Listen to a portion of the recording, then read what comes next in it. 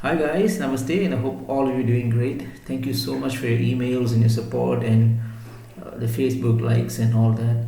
I am truly grateful to you for your support. Now, this video is in response from the YouTube user Amber Collins. Now, she wanted to know what happens if Venus is in the 11th house in the sign of Aquarius or Kumbha in the D9, not the D1, but in the D9, the Navamsa chart. So Amber, this is for you. Now, please take note that this is a very cursory, very general assessment because one needs to have a plethora of information. Okay, not in this case, the D9 chart is used for planetary strength as well as for partnerships and all that. We need to look at the positions of Saturn or the rulership of the 11th, Venus, the dignity of it, the drishtis, and then the rasi itself, if there's any malefic influence. This is just so many things that we need to look at.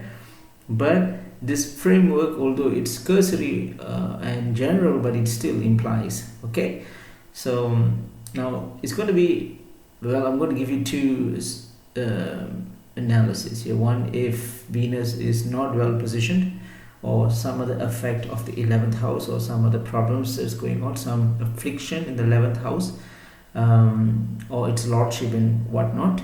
And the second, if it's actually a benefic situation. Right? Let's start with the let's talk about let's dissect a little bit about the question. The first is the D9 chart. The D9 is called the Navamsa chart. Nava means 9, Amsa means division. So it's basically sliced. If you look at the D1, it's a 30-degree zodiac sign. So they basically slice it into 9 separate sections. So the D9 is used not only for marriage and partnership and confluence and communion with another soul, but the D9 is also used for more technical reasons, which is we use it for planetary strength and other assessments. Okay, the D9 is very important, very, very important. Some people say the D9 takes precedence after 38 years of age. So there's a lot of things there, but you get the point. The D9 is the Varga or the harmonic from the main D1 chart. The 11th is the last of the karma houses. And what do I mean by this? Now, the houses or the bhavas is divided into 4 categories, right? And these 4 categories are based on the Hindu tenets: dharma, artha, kama, moksha. Now the 11th is the karma house, right? So the karma houses are 3, 7 and 11, all right? The 3, 7, 11 houses shows your desires, your passion, and what is the thing that within you that attracts. I mean, what are the things that in the material world that which attracts you, which you find very attractive. So say if you wanted to know what are your hobbies or passions, you always wanted to know, is it music or arts or poetry, whatever, hiking or motorboat racing or whatever, right? You can always look at the karma houses. The karma houses will show you what exactly are your interests and passions and desires in your life, right? The 11th is the zenith, I would say the cusp of this karma house is the highest level, which shows your deepest desire, right? And these houses, they differ from charts, from the charts to chart. The D1's 11th has a different meaning. The D9 has a different meaning, and so on and so forth. The D12 may have a different meaning, and so on and so forth. So in the Navamsa, the 11th shows your spouse's connection with the material world. Okay, it's his or her feelings in terms of the material world. So say if the person is loves to travel or loves music, so what is he or she actually the deepest desire of him or her? All right, so that is the 11th or the karma house, specifically in the D9 chart.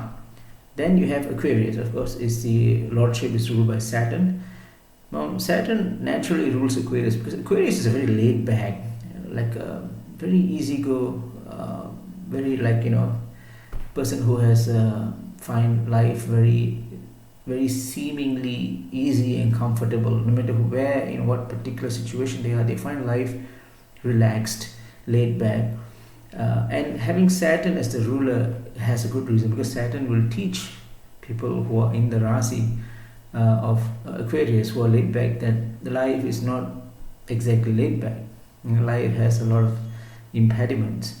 So Saturn will actually show what are the things is needed in life to truly to fully understand the importance and the seriousness of it. Right. So we talked about what is the D9 Navamsa. We talked about the 11th house. We talked about the Rasi. Okay, and now we talk about Venus, because there are 4 elements here, right? You have the D9, 11th, Aquarius, and Venus. Venus is the Karaka for desire. So looks like not only you have the 11th house, which is the last karma house, that makes that house very strong in passion, desire, but you also have the Karaka, the significator of karma, which is Venus. Venus itself is also in the 11th house, right? So that means your spouse to be, or your spouse or your husband, if this is for you, I mean, you're asking this for you, I'm hoping that, or maybe it's for someone else, but if it's for you, then your spouse, your husband, or your partner, right, is a person who is very connected with life. He's got a lot of cherished desires. I want to do this, I want to have that, I want to travel here, I want to eat that particular food, and he will take all the necessary steps, all the trouble to actually get into whatever that he really wants. You can say a person who's connected with life. He finds life very interesting. Every day is a new day for him, that kind of personality. Now, as I mentioned, this can go in both ways, right? Either if he's afflicted, say Venus is afflicted, or the 11th house has issues, or there is a bad drishti from a malefic graha. Say if it's afflicted, right? If this 11th house in Aquarius, where Venus is in Navamsa, is afflicted, then he will be a person who likes to have the limelight. I would say cheap publicity. You just need to say a little bit about his whatever accomplishments, and he will just get carried away.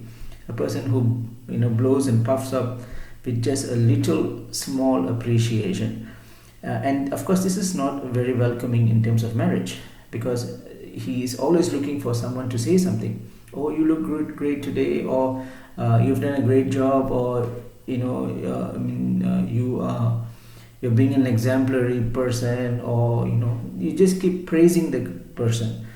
Now, if the praising stops, then he will find himself in a bored position. Okay, now that's dangerous. Boring in a marriage life is dangerous.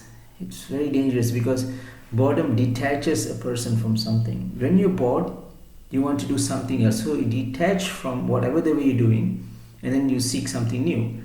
So in marriage, it is truly something that is not welcoming, right? So it's dangerous to have such spouse. There's a very high chance of something that none of us should have in a relationship, separation. But if it's good, say if Venus is well positioned and everything else is in a benefic state, then he will be a person of great control, great stature. No matter how much fame, whatever that comes to him, okay, whatever appreciation, fortune, power, position, money, desires and passion comes to him, he'll be always calm, collected, and poised. Always in a position where he's not very, in an exuberant position, or in a state of a very mellow down position. He's always in a balanced state of mind. And this balanced state of mind is something that one of the success for any marriage is to have that. No matter what happens, you shouldn't be overjoyed or nor sad. The dichotomy always teaches us to be balanced. Right? So if your chart has a benefic effect on this 11th house, then you're indeed lucky. Okay, you'll have the right partner. But of course, Amber, there's just more to things to just what I've said. There's a plethora of information that is required. But anyway, I hope this video would be helpful for you. If this video makes sense and if you like it, then it's great. But if not, if you don't understand something, or if it's confusing or convoluting, then leave your comments and I will surely respond back to you. So anyway, thanks for posting this question, and thank you all as well. Take care. Namaste.